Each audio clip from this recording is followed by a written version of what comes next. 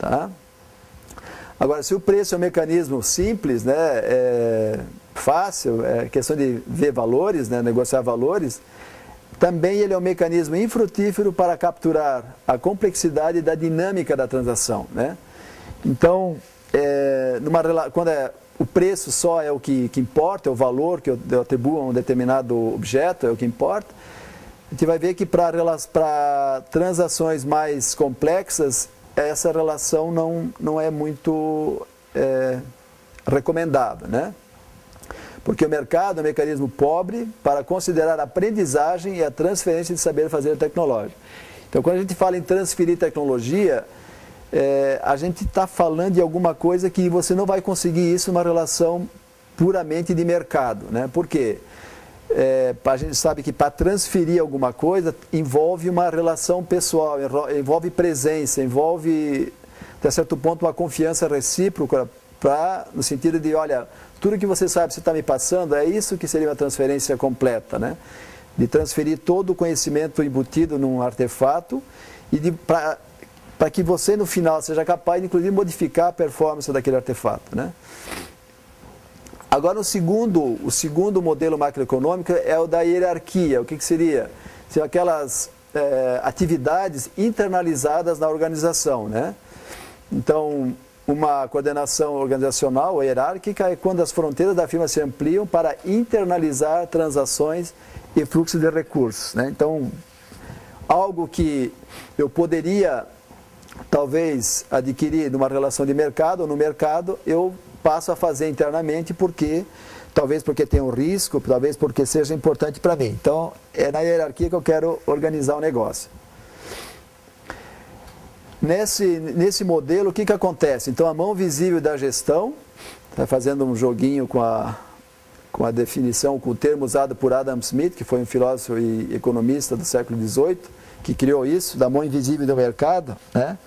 Então, a mão visível da gestão, da organização, da chefia, da gerência, da direção, ela substitui a mão invisível do mercado. Porque o Adam Smith falava que parece, porque o mercado, de modo geral, ele não deveria ter nada organizando, coordenando a atividade. E como não tem nada, como é que o mercado funciona, né? Como é que o mercado funciona? Ele acha que isso é a mão invisível do mercado. Já no caso da organização, teria a mão visível do gestor, né? Então, a hierarquia tem uma força muito grande, que é justamente a questão da confiabilidade. Então, uma informação passada dentro de uma coordenação hierárquica tem a questão da confiabilidade, a capacidade de produção de bens, serviços de qualidade, capacidade de prestar contas, principalmente a questão da capacidade de documentar como foram utilizados os recursos, né? Que já é diferente numa relação, em relação à relação de mercado, como também vai ser, como nós vamos ver na sequência, diferente de uma relação de rede, porque a gente não consegue, numa rede, numa cooperação, documentar tudo, né? Certo? Numa coordenação hierárquica, o que acontece? Essa organização acaba regularizando as relações de poder que existem dentro dela, né? Essa regulação das relações de poder, por um lado, ela permite uma previsibilidade no comportamento de cada um que pertence àquela organização, e por outro, ele afeta a capacidade de atuar de seus membros, né? Então, por que isso? Porque é a organização que define para cada um dos seus membros o que ela quer que ele faça e o que ela quer que ele não faça, o que ele pode fazer e o que ele não pode fazer. Então, de certa forma, limita a capacidade de atuar dos seus membros. A gente vai ver que numa relação de rede isso é bem diferente, né? Então, em uma organização, aquilo que eu acabei de falar, os recursos à disposição de um ator não são nem igualmente pertinentes, nem igualmente mobilizáveis, né? Então, a empresa, a organização, ela valoriza algumas habilidades, algumas competências e descarta o uso de outras, né? Que, de certa forma, é uma perda para o sistema.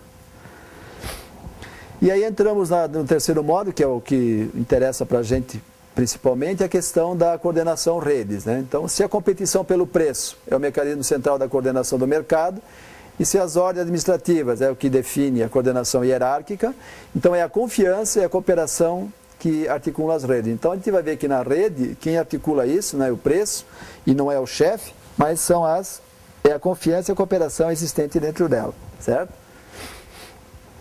Então as redes, o que elas fazem? Elas animam transações ilimitadas e sequenciais, no contexto de um modelo de interação que cria, importantes notar isso aqui, o endividamento e a dependência recíproca no decorrer das relações. Se a gente não criar, se a gente estiver dentro de uma relação que a gente não acha que existe uma dependência, uma interdependência, um endividamento nessa relação, talvez não seja uma relação de rede, talvez seja uma relação de mercado ou uma relação hierárquica. Então as transações não acontecem por meio de trocas discretas, por exemplo, eu pago, eu compro e você me fornece, nem por ordem administrativa, o chefe faça isso, faça aquilo, mas dentro de redes de indivíduos engajados em ações recíprocas, preferenciais e de apoio mútuo.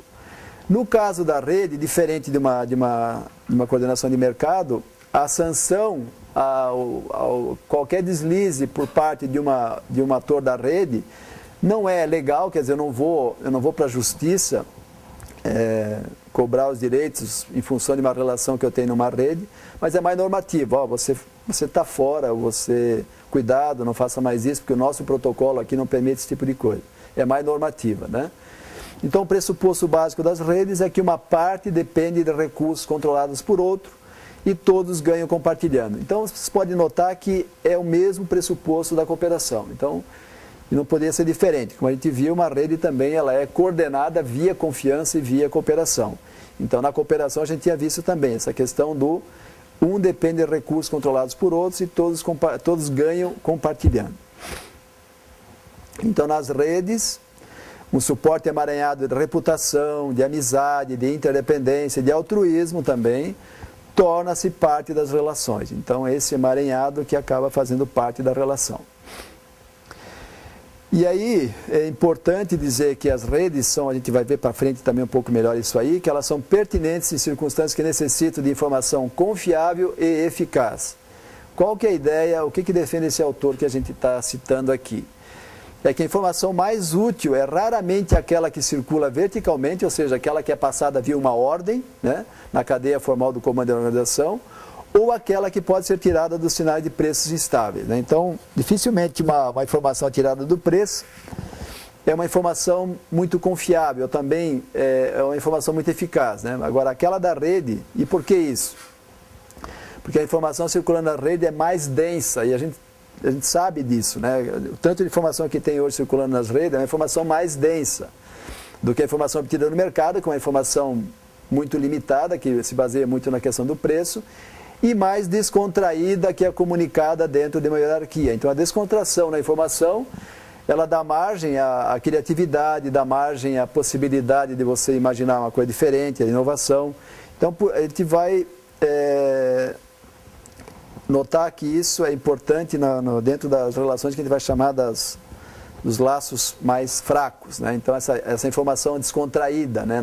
Aquela informação formatada, certo? Agora, logicamente, foi feito meio um estereótipo dos 3 tipos de coordenação macroeconômica, socioeconômicas, mas não existe uma exclusividade nem uma supremacia de um modelo em relação ao outro, né? Esses três modos de coordenação são peças de um puzzle maior, que é justamente a economia. Então, na economia tem espaço para esses três tipos de coordenações. Dando o exemplo da inovação, logicamente a inovação que a gente viu também, ela depende da gestão interna da organização, quer dizer, não dá para dizer que eu inovo somente porque eu participo de rede, para inovar eu dependo da organização. Então, no caso da inovação, ela depende dessa gestão interna, dessa organização interna, dos recursos internos, combinado com o esforço de constituição de redes, incluindo daí clientes, fornecedores, e outras organizações produtoras, difusoras de informações como universidades, institutos tecnológicos, certo? Entrando agora na questão dos conceitos de rede, a coisa, por que pegaram esse termo, né, para tentar modelizar um pouquinho o que a gente está falando ali? É que nos primórdios, o que era a rede, né, na época dos caçadores lá? Era uma pequena armadilha para capturar pássaros, né, que tinha um conjunto de fios entrelaçados, cujos nós eram formados pelas interseções desses fios. Então, rede desde sempre teve essa conotação, né? Então, fios entrelaçados, né? E com interseções com uma determinada finalidade. E uma das primeiras formalizações nesse sentido assim, de conceituar esse movimento dessas relações pessoais e interorganizacionais foi o Mitchell em 69, quer dizer, aí com 52 anos de tentativa de formalizar esse conceito de redes. E segundo ele, na época, já a rede seria um tipo específico de relacionamento entre homens, objetos e eventos. Então, é importante salientar que uma rede não é somente relação entre pessoas, né? Essas relações entre pessoas, mas que envolvem também objetos. A gente vai ver que eventos também fazem parte de rede. É um local de encontro de pessoas, objetos, na tentativa de buscar o atendimento de um objetivo, né? Bom, analogamente a essa ideia original da rede de pesca, né? Os nós da rede seriam o quê? Os homens, os objetos e os eventos, justamente, né? Então, e os fios seriam as informações e os recursos que ligam ou que circulam nessas as relações entre pessoas, entre objetos e eventos.